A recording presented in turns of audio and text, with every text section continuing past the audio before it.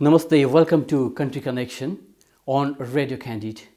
So we are here today with a talk show with Excellency Nona Deprez. She is the ambassador to Nepal, representing the European delegation to Nepal.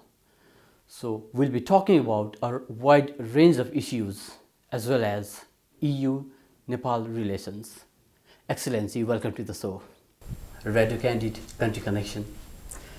Excellency, how is Nepal treating you at the moment? Thank you very much for inviting me. I'm really delighted to inaugurate the studio here with you at the occasion of the second anniversary of Kabar. So thanks a lot. I am very honored and privileged to be the European Union ambassador to Nepal. I arrived in September. Yeah. So it's been almost 6 months, Your Excellency. So how do you see the overall political situation in the country at the moment? Well, I'm not really in a position to preempt the verdict by the Supreme Court. Nepal Supreme Court is the guardian of the Constitution, and is the institution that will really determine the way forward. Excellency, EU has been Nepal's development partner for the last several years, so say over 6 decades as of now. So we have heard EU stating that it wishes to become not only a development partner of Nepal, but also a political partner. How should people understand this? I mean, Nepalese people. Yes, well, thank you very much for this question. Indeed, the European Union is a long-standing, reliable, predictable, trustworthy partner and friend for Nepal. And we intend to continue to be that. What we want to do is to, as Nepal is also graduating from least developed country, and as we want to make sure that we can work together on our common priority and values and interests, such as supporting Nepal's ambition towards a green recovery. It fits also very much the European Union Green Deal. So that is the way which should be understood, that we want to be a development partner, but we also want to be a partner for Nepal. In terms of?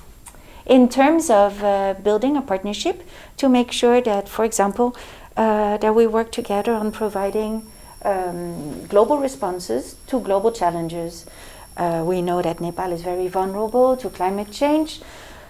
Climate action is a top priority for the EU, so we think that we could work together on these bilaterally, European Union and Nepal, but also working together towards effective multilateralism and working together to make sure that these global challenges find global responses, because I think as the COVID pandemic has now shown us, we can only win if we fight this together. Yeah. So like you talked about climate change, and the EU witnessed a change of guard some time back. What are the priorities of the new EU leadership? Well, I'm very honored and privileged to be the one that is that can disseminate this very positive outward-looking message from the European Union to Nepal. So our leadership has, I think, top priorities, which are the green recovery and the digital development, and then of course gender equality, which should really be mainstreamed throughout all of our action, be it within the European Union, but also with our partners abroad. And I think these are things that we can really work together here in Nepal. EU and Nepal? EU and Nepal, yes. Okay. Very much so.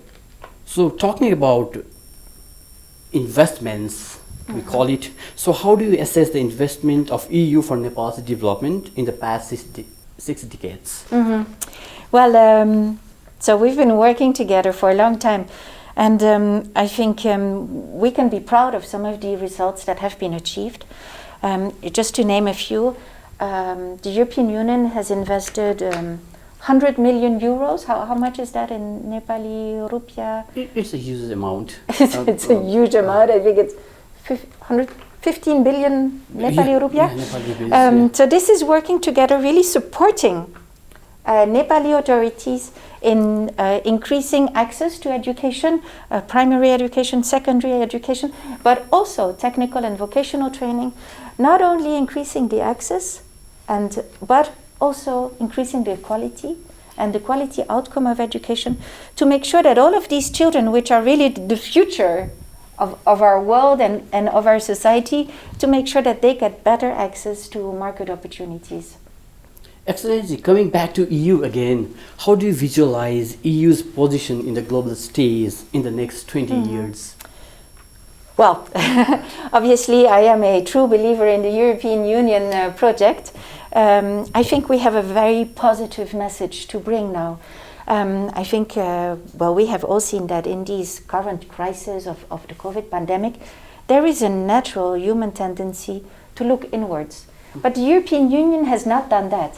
So we have been able to agree on greater solidarity amongst the European Union member states to make sure that we mutualize the debts together, to make sure that we can fund a greener and just recovery from this COVID pandemic. And we have also spearheaded the global efforts to make sure that the vaccine for the COVID becomes a global public good. So this is where I'm very proud that the European Union and its member states are one of the biggest donors to the COVAX Gavi facility, which will provide vaccines to 20% of Nepal's population. Oh, that's a great number. Yeah. Yes, so I think that's very good news, because also, I mean, it is in the interest of all of us. Exactly. We can only win this if all of us are vaccinated. So I think that's very positive. Yeah, we are very grateful, Excellency. Thank you so much for this, for the support, I would say. So, Excellency, how do you assess the bilateral relationship between Nepal and EU? Well, as I said before, I think the bilateral relations are really good. My team and I, we will spare no effort to make sure also that the European Union people and the Nepali people can come closer together, also through people-to-people contacts, which are very important. We also have trade relations, and of course, very importantly, the European Union supports Nepal's development strategies. So, Excellency, how can Nepal and EU benefit from each other in terms of trade and commerce to other areas? This is something which is very important and a priority, of course, for the European Union.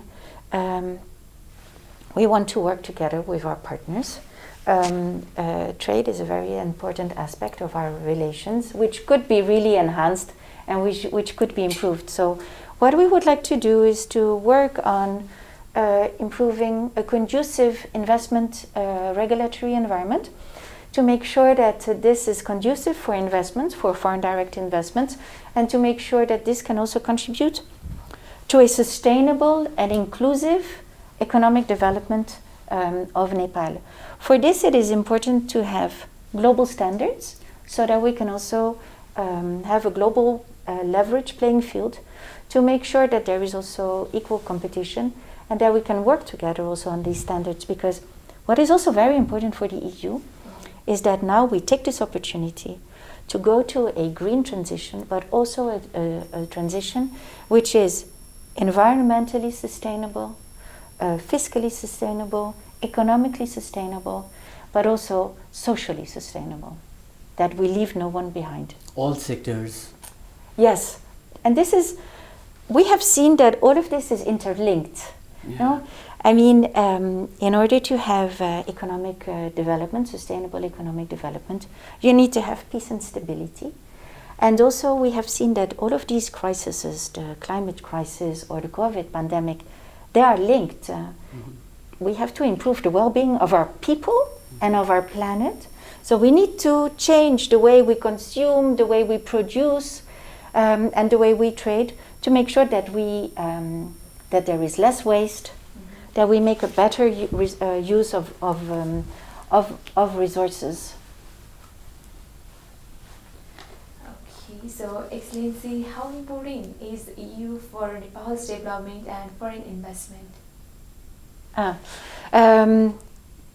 Well, the EU is a very important development partner for Nepal. The EU has provided a lot of funds to support Nepal's development priorities, and the EU is very much willing to continue to support Nepal on its path to graduation from least developed country. Yeah, I think. Is that like when you talk about priorities, what exactly is the priority? If you like categorically. Okay, so well now we are. I'm also very privileged to be here at this moment in time, because we are now starting to formulate our next financing programming under the development, the Neighborhood Development and International Cooperation Instrument. So we have just now started the discussions with the Nepali authorities, with civil society, with media, with all of the institutions, and also, of course, all of the other development partners, to make sure that we find those areas which are to support Nepal's priorities, but where we can make the most impact, where we can make the most transformative impact. So what we are looking at for the moment, but this is really the start of the formulation of the next programming, which will lead from 21 to 27. I think you know that in December, the development partners, as part of the International Development Partners Group, have supported Nepal's priorities towards a green recovery and relief package, because of course the recovery from COVID has to be green, has to be just, and has to lead back to building back better and also being stronger together. So to support Nepal's green growth would be one of European Union's priorities. And then of course we would continue to support human capital development in Nepal, because that remains a very crucial and essential sector, to make sure also that all of those children which are really, which are victims of the COVID crisis now, that we make sure also that they have a say in the decision making, that they are empowered, that they are capacitated, and that they have better prospects towards the employment market later. So that would be the second pillar. And then of course, very much so in in the European Union's ADN, is to preserve peace, to support the protection and the promotion of human rights, of fundamental freedoms, and the rule of law. So that would be the third pillar of our programming. Okay. So what are the developments that have been taken to maintain people-to-people relations between, EU and Nepal, since the diplomatic ties between the two countries, or the two, EU and Nepal? Yes. Well, I'm very happy to say that Nepal Youth has been more and more successful in getting scholarships under our flagship program, which is Erasmus. So Erasmus allows for students from Nepal to have an experience in the European Union, to go to university there, and then to, of course, also there share experience with European students, and then come back and bring back that wealth of experience to Nepal. So that is one way. Those are the student exchanges, which are very, I think, very positive and very very enriching people-to-people exchanges. Yes. Excellency, EU has been seen as a leader in climate negotiations, and we talk about COP26 to be here in Glasgow also. So what is your observation on this? Well, this is a subject which is very, very close to my heart. I really think that we have, as the saying goes, we have not inherited this earth from our ancestors. We're just borrowing it from our children.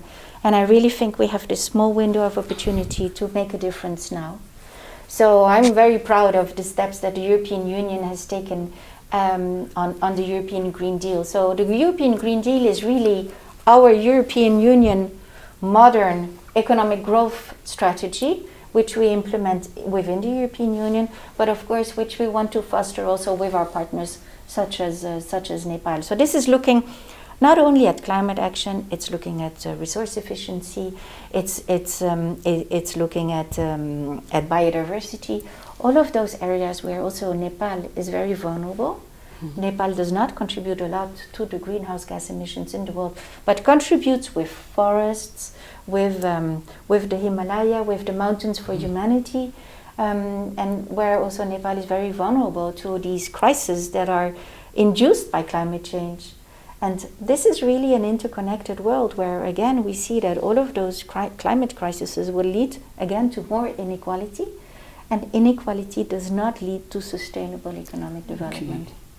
Excellency, you just now you used a terminology like it was borrowing it from our children. So what exactly does that mean?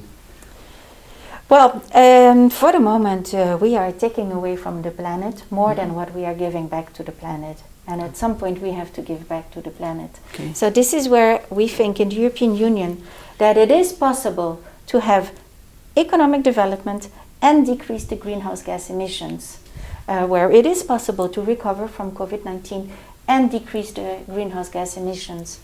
So that's, yeah. Excellency, like you come from Europe and currently you are in Nepal. So how do you feel to be here in this Himalayan country, the land of Lord Buddha, the land of Mount Everest? How do you feel to be here? Well, I feel very privileged and honored to be the European Union ambassador to Nepal. I am very eager to discover Nepal, to discover Nepali people, to discover the culture, and to really exchange and have a better understanding of each other, and to talk, to keep the conversation going. Going on. So do you have anything to share with the Nepali people? Well, a good message. Yes. Well, because of COVID, I have not been able to really go out that much. I've been using a lot of these the precautionary measures. So I'm very much eager to get to know better the Nepali people and the Nepali culture. And I'm very interested and very happy to have the opportunity to have this experience, this opportunity to exchange and to really learn from each other. Excellency, thank you so much for the time. You're welcome. Thank you very much. Namaste again.